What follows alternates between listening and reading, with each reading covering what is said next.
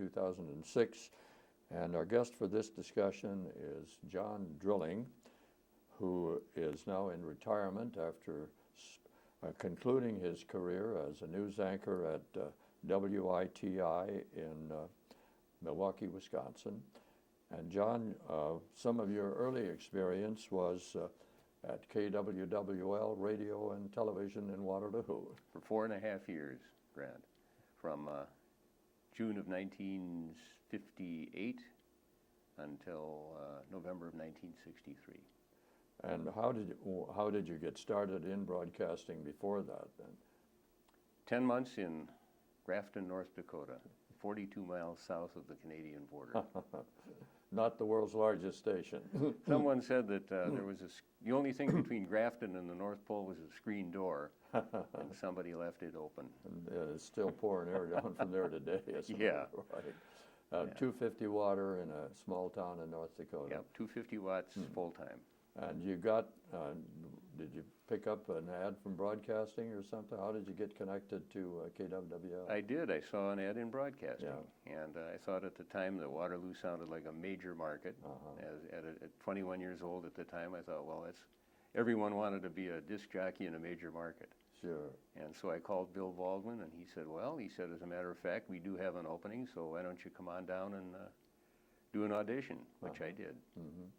And they hired you? Yes, they did. $85 a week. 85, well, that wasn't bad in those days. Not in those days. So you were a pretty young man at the time you made that move to Waterloo. Yeah. And at that time, KWWL Radio and Television was in what we used to call the insurance building at 4th and Franklin downtown. 4th and Franklin. And radio was in the basement. Oh, yeah. Yeah. And let's see, I think we've got a picture of you here doing that. We'll take a look at that and what kind of recollections does that touch off in your mind? Well, this is a broadcast booth. We ran our own boards at the time, no engineers, and it was the green room, and there was a big sign on the wall right where we could see it, right over the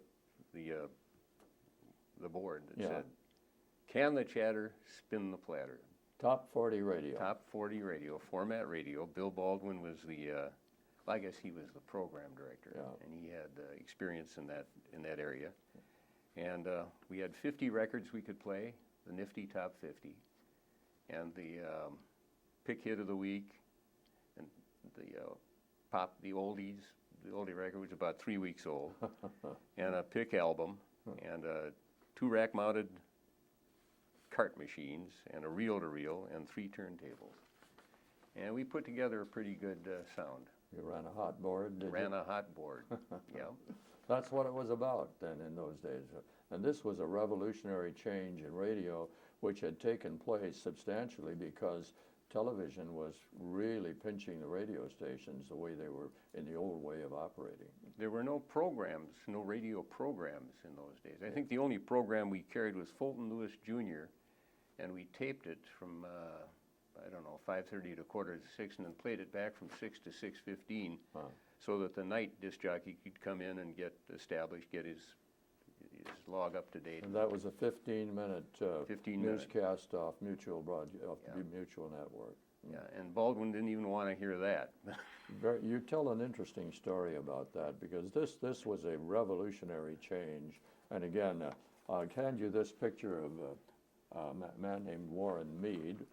And Warren was a man about town and had very good contacts with all of the artsy people in town, including music.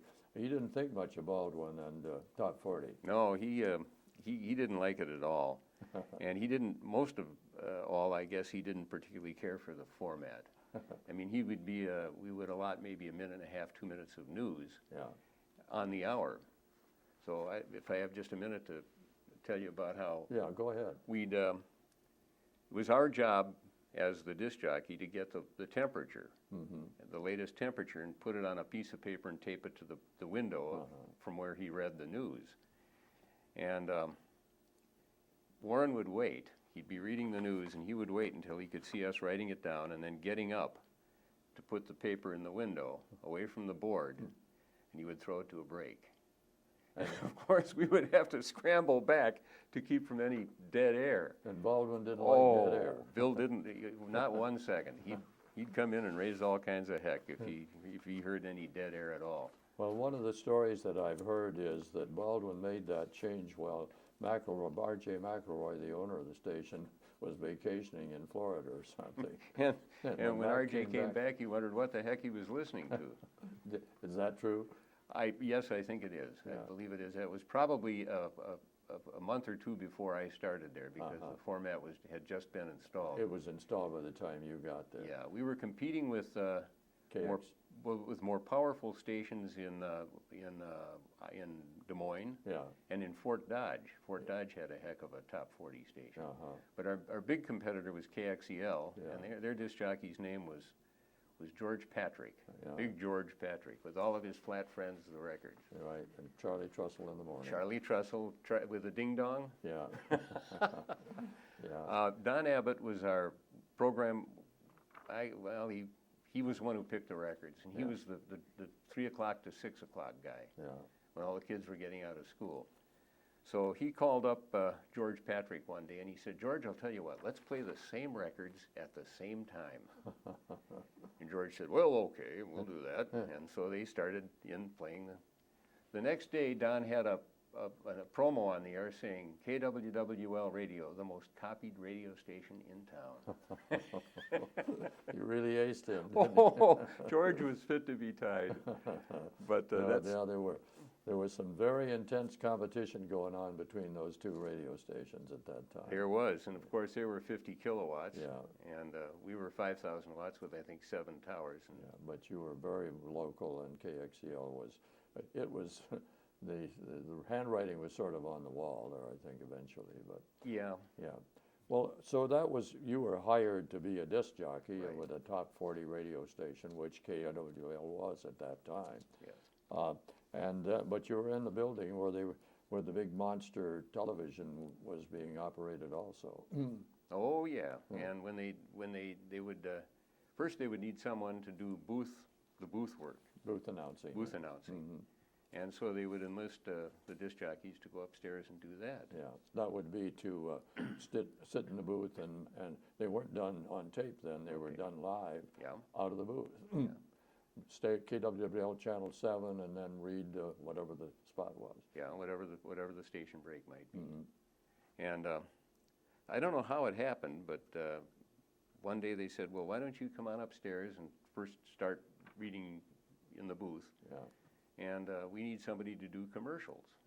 We need somebody to, because there was no videotape then." Yeah. So they recruited me, and that's how I got started in television. So you were, there's a picture here. Let me fumble around. There it is. Well, I'll just, can you check? There's, John, you're on the left there.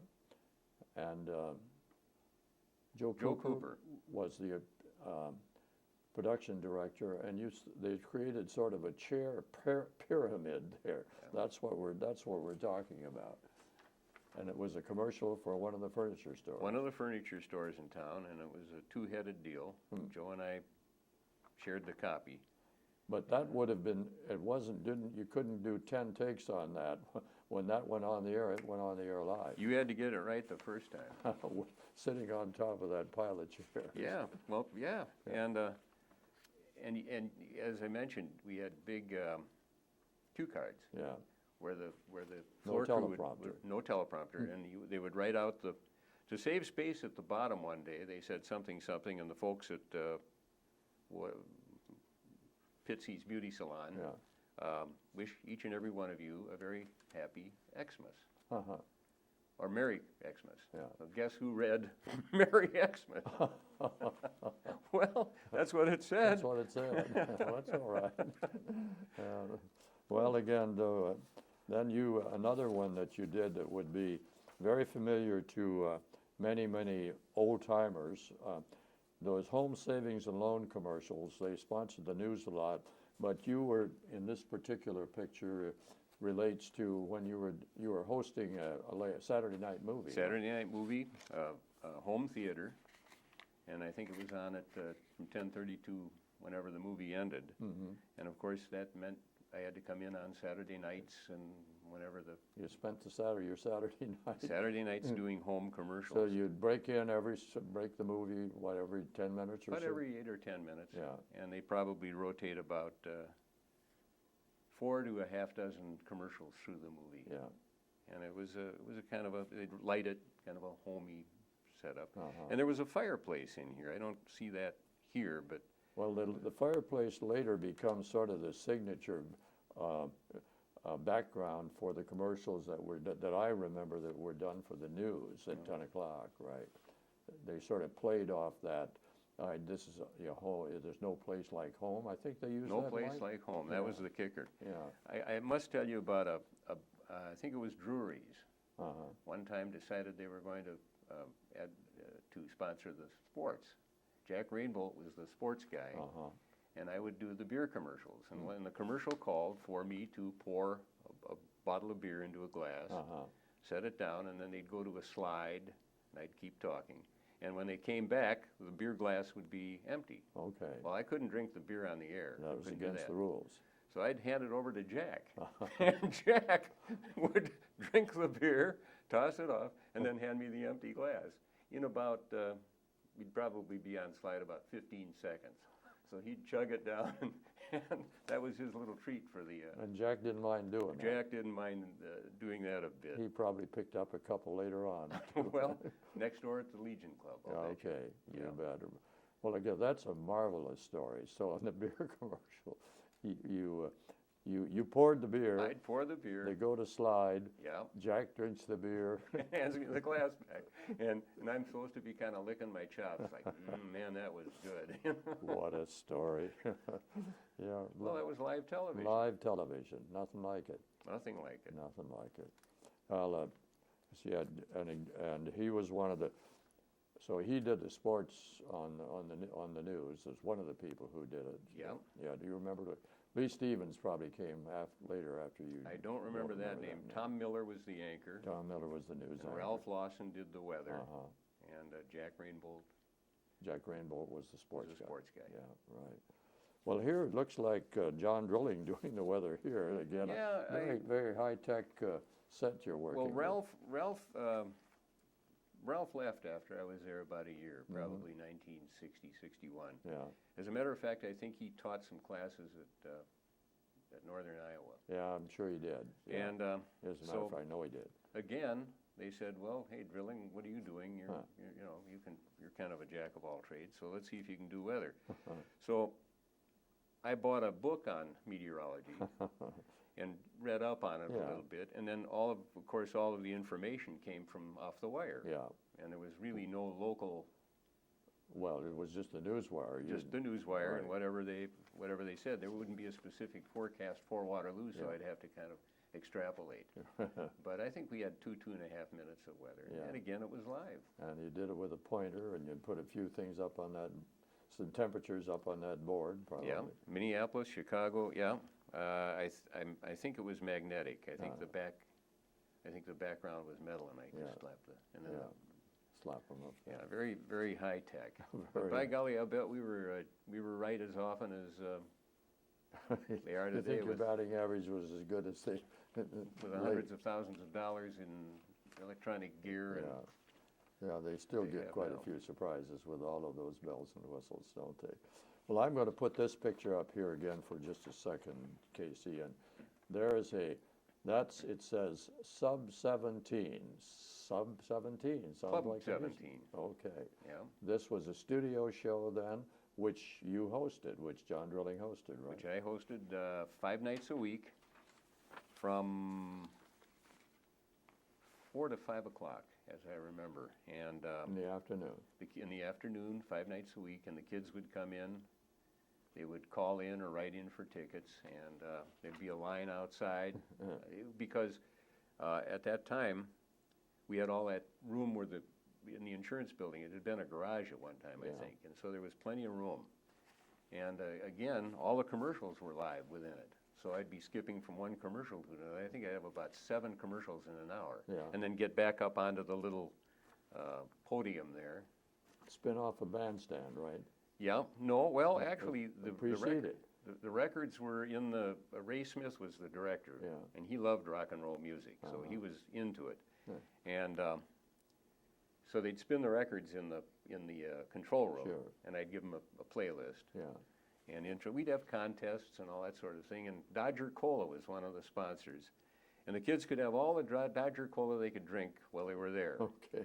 Unfortunately, they would drink about 2 sips, and a record would start to play, so they'd set the bottle down and dance and come back, and they couldn't find it, so they'd open another one. And at the end of the show, we'd probably have 100, 150 half-filled bottles of Dodger Cola sitting around. And sometimes they'd get spilled, but it was a lot of fun. Yeah, yeah. It was a lot of fun. Well, you were working in a very unique environment there, weren't you? That's a part of television that was a lot more fun than it is today. Well, Grant, I think we were all learning at the same time. Of I think it course. was a learning process that we were all going through. The engineering part of it, the production part of it, pre-videotape. Yeah. You No, did it live, There wasn't any tape. and as we said, you did it right, or you just did it. I'm glad the chairs didn't fall down. Well, so am I. Well, there also was wrestling. There was also wrestling. On a Sunday afternoon, every Sunday afternoon, a crew would come in and set up a wrestling ring. And bleachers, right where we had, same area where the dance party was. So you had the rowdy crowd right there with the nasty wrestlers. And it was Pat O'Connor's American Wrestling Alliance, I believe, at the time. I remember the Pat O'Connor name. Pat O'Connor and Cowboy Bob Orton and Kinji Shibuya and Jeez. the names just, and it was, and again, I do the play-by-play, Yeah. and I didn't know much about wrestling, but I'd listened to some other broadcasts in the early days, and so some of the atomic drop, Yeah. and then he's going for the pin, and it was just like it is today, only not quite as extreme. One Sunday night, something went wrong, and Bob Orton, Cowboy Bob, got his arm broken. Oh, really? And that was as serious an injury as we'd seen. Okay. And my wife happened to be at the matches that night. She'd wait for me until I got off, and he came by her to go downstairs to the dressing room, and he was cussing a blue streak. I mean, my arm broken, and that wasn't supposed to happen. That wasn't in the script. No, that wasn't in the script. That hadn't been. The guys traveled together. Choreographed all the way. It was pretty well choreographed. Kind of rough choreographing, but Well, they were athletes. Yeah. I mean, they are athletes. Right. But one night the ring broke. Yeah. The body slam, and whatever was supporting the ring caved in. Okay. And so they had to send a couple of guys underneath there to prop her back up while we tap danced live on the air. Okay. I did a live commercial where it was for a siding company where I was supposed to hit this indestructible cedar shake. Wasn't indestructible. Hit and it broke. And live, you don't get a second chance. Oh boy. Yeah, so I can't remember how we had lived around that, how we got around That it. would have but been quite a challenge, I would we think. did some Maybe you, I have no idea what you. fanny covering, but and the guys would sweat on you, and they would. It was fun. It was fun, and this was done in that studio, which was again it was originally they manufactured cars in that building, so there was quite a bit of open space in there. There was a lot of room, and so it lent itself well. The floor was smooth, and because it had been a garage. In the summer of '59, they were doing some widening of Franklin, and they were doing some excavating outside the studios. At one time, there had been curbside gas pumps. Oh. They'd been removed, Yeah. but the tanks hadn't been. Oh, really? So what happened was they dug into the tank, and all that jellied gasoline seeped through into the basement behind the radio studio. Really? And in through the record library, right into the announce booth, and out into the news area. My God. And it was. You ever see the movie The Blob? I don't think Well, it was. You could see it coming, and Yeah. it's and jellied gasoline, and it stunk. and somebody caught a whiff of it before Warren and I was signed on. I had to sign on at 5 o'clock, and Warren was the news guy who signed on. Before he and I got to work, somebody noticed the odor and called the fire department, and they came and ventilated, because they said if they hadn't, and somebody came in and caused a spark, the whole place might have gone up. Well, I guess so. And that was about 3 o'clock in the morning. So we got to work, and oh my gosh, we couldn't work in there. It was 3 o'clock at, That someone discovered that. So all of the tile had to be torn up, Yeah. and we had to work in that stink for probably a month. We Uh-huh. just had a heck of a time. they ruptured the underground, so they never bothered to drain them, they just covered them up. Nobody knew it was there, Didn't. apparently, and it just seeped right through and right into the studio. What an incredible story. That was, that 1950, the summer of '59. Summer of '59. I misspoke before. I said I started there in '58. Actually, it was the summer of '59. Okay, right. Well, so you kind of had a close call there, and a very Well, strange Warren way. and I shook hands on that Yeah, I one. bet you did. Neither one of us would have wanted to come in and flip on a light switch and, Boy, that's and well, have that's the for whole thing sure. gone up. And everybody smoked in those days. Maybe you guys didn't. No, well, I didn't, but the newsroom out with Was blue, Yeah. right? and later I did get into news, but the news operation was really kind of on a string. Yeah, We had Bell and Howell. The photographer's name, lone photographer's Yeah. name was Dave, yeah, and a Polaroid camera. yeah, And they would shoot the Polaroids and put them up on ballops. yeah. And that was that was the wire with the Associated Press wire, Associated Press wire, and that was the extent of it. and very little local coverage. Very little. I think Warren would make probably the courthouse and, Yeah. and City Hall beat, Yeah, right, and anything else that came over the police radio. yeah, And that was it. yeah. Well, it was a place to start. It was good. Good experience. Oh, absolutely. And again, you have some stories of how about, did the crowd get really worked up at those matches and get unruly Oh sometimes? yeah, just as they do today. Yeah. The crowd would get right into it. I don't know where they came from, Huh. but it'd get pretty rowdy in there. And I don't think we ever saw any fist fights in the bleachers. But I know that when the matches were over, the crowd would file out, and the guys would go downstairs into where the radio area to change their clothes. Yeah. And then they'd get in their cars and leave together. So there wasn't a lot of animosity between. No, they just, Between it the was a wrestlers. traveling troupe of showbiz, wasn't it? Yeah. But it was different. It was one of those experiences that. Well, and then wrestling morphed into to McElroy Auditorium, or what we used to call the Hippodrome. Then later on, they would have pro matches, or so-called professional wrestling out there. That would have been after you left. Yeah, the reason I think we had the wrestling at the station was because to promote a show coming up either in Cedar Rapids or Mason Okay. City or Okay. Austin or wherever, Oh, I see. Okay. and that was the purpose of it. That was the live wrestling circuit then. Yeah, Well, so did they have tickets for that for the people, the audience? you know, I don't know whether they just opened the doors and let everybody enter. Yeah. So you were there until into '63. Mac was still alive then. What McElroy is a sort of is a legendary figure in many ways. He started, built that company. What's your recollection of R.J. McElroy? He drove a Lincoln, a four-door Lincoln, a black Lincoln four-door. Yeah. He, like Guggenheimer, he would say, well, Guggenheimer treated me good when I was broke, and now that I got money, Guggenheimer's still good enough. Guggenheimer being whiskey. Yeah. You very seldom saw him down in the radio area. And you knew he was in the building because the big Lincoln would be parked out there. And when he'd leave, he'd say, if he happened to see you, he'd say, "Walk with me."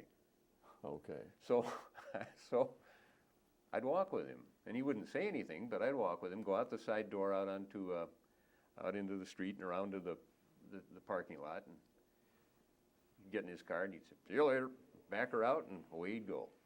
He just wanted you to walk. Walk with me. He didn't talk to you? Wouldn't have anything to say, and he'd always walk about 2 or 3 paces ahead. You know, you'd have to kind of double time to keep up with him. That's a But I nice, thought he was a pretty nice guy. Yeah. I mean, he never gave you any trouble. never gave me any problems. Apparently he liked what I was doing, and Yeah. wasn't Well, paying you me were a there whole heck of a lot. longer than a lot of people were. Yeah. Yeah, there was a lot of bodies went through there in those years. Well, I started at $85, and I think when I left, I was making $125 a week, and that wasn't quite enough to get out of town. Well, where did you head when you got out of town then? You, to the Quad Cities, was that? To the Quad Cities, Channel 8. The station had gone on the air in August of '63, and I started down there Is that in QAD? WQAD Channel 8 in Moline, Quad City Yeah. station. And it was ABC at the time, and it happened to be the weekend I started there was the weekend of John Kennedy's assassination. Okay. And so there wasn't a heck of a lot for me to do. Boy, you really But hit on a day when it was mostly coming from the network, didn't yeah, you? it was all coming from the network, and QAD had videotape. Yeah, They had 2 videotape machines, and that was big time. I mean, coming from a place where everything was live, yeah. and it was there that I started doing news. They got on the air a little bit later, didn't they? So that had they just gotten on the air when August you joined? of '63. August They of went on the air, and '63. they hired a number of people from Channel 7, engineers, salespeople, talent, Right. news people, Were you hired as an announcer down there? booth announcer, and commercial announcer, and then Jim Ketz was the news director, Okay. and Jim said, "You're wasting your time in the booth. Why don't you start doing some news?" And I said, "I don't know anything about it." He said, "Well, I'll teach you." Okay. And for the next couple of years, he did, and a very good teacher. And then he started building a news staff. That market was pretty well dominated by WOC, wasn't it? Yeah. Right. OC and BHF, WBHF in Rock Island. OC was in Davenport, Davenport. and the CBS station was in Rock Island. Yeah, and we were ABC. ABC Moline. Yeah, Channel 8. But it was always, always a complicated market because the audience was in 2 states, and so that you had. It was a bear. Yeah. It was you had 2 states, and I don't know how many counties in Illinois. Yeah. And I think we had 4 reporters. And his air name was Jim King. Jim was the anchor man and the news director. And they had sound equipment. We didn't have any sound equipment at KW yet. They had the old Oricon, old Oricons. Yeah. And wrestling followed me there, by the way. Oh, is Yeah. that so? They'd wrestle at the Moline Armory, and Okay. after that they would come to the studio to do the interviews. Oh, I see. And it was there I met Dick the Bruiser and Mad Dog Bashan and some of those guys. You really met a select company of Yeah, characters. and guess didn't who had to do the interviews? You did them before, Drilling. You can do them now. You're Okay. familiar with doing them. But did you become primarily news then? Yeah. Okay. You learned to shoot film, did you? Did it all. Did it all? Shot film, processed it, edited it, wrote it, aired it, Yeah. and went nuts. You 6 and 10. Actually, the sign-off news, Oh. because Jim did the 6 and 10. Okay. Oh, yeah, he was. And so I worked the night shift and wrote for his program. Okay. And did some editing and so forth. And then I'd stick around and do the You sign-off. do the sign-off news. So that's where you started doing news there Right. then on that basis. OJT, Yeah. So how long were you there? 2 years, 2 years. What was your next jump then? to Rockford, Okay. WCEE Channel 23. Okay.